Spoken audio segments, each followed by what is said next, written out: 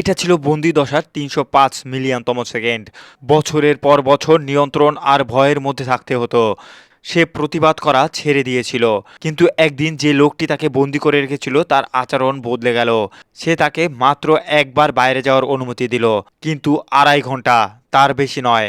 কাঁপতে থাকা সেই ট্যানি দীর্ঘ বছর পর প্রথমবারের মতো বাইরে পা রাখলো।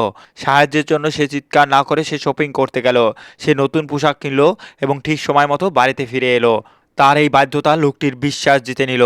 এরপর থেকে সে প্রতি সপ্তাহে একবার করে বাইরে যাওয়ার অনুমতি পেতে লাগলো। ট্যানি মনে মনে খুশি ছিল, কারণ সে এটাই চেয়েছিল।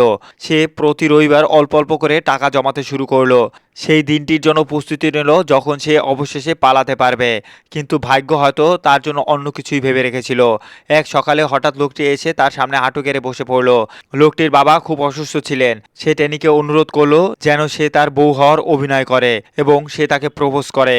যখন তার বাবা মা এলেন, তারা এক শান্ত ভদ্র তরুণীকে দেখলেন। তারা ধরে নিলেন যে সে তাদের ছেলের নতুন বউ। প্রথমবারের মতো ট্যানি উপরের ঘরে স্বাধীনভাবে ঘোরার অনুমতি পেল। সে এক শান্ত ও বুদ্ধিমত্তা বউয়ের অভিনয় করতে থাকলো। কিন্তু তার এই শান্ত চোখের আড়ালে একটি পরিকল্পনা চলছিল। এক শপিং ট্রিপের সময় সে দোকানিকে গিয়ে বলল, আমার নাম তানিয়া ক্যাশ। আমি একজন নিখোঁজ ব্যক্তি। আপনি নিখোঁজ ব্যক্তিদের ডাটাবেস পরীক্ষা করে দেখতে পারেন। ক্লার্ক পরীক্ষা করে সত্যি বুঝতে পারেন টেনি সেই মেয়েটি ছিল যে ১০ বছর আগে নিখোঁজ হয়েছিল। সেই রাতে পুলিশ দরজা ভেঙে ভিতরে প্রবেশ করলো এবং সেই দুঃস্বপ্ন অবশেষে শেষ হলো। দীর্ঘ ১০ বছর পর টেনি অবশেষে মুক্তি পেল।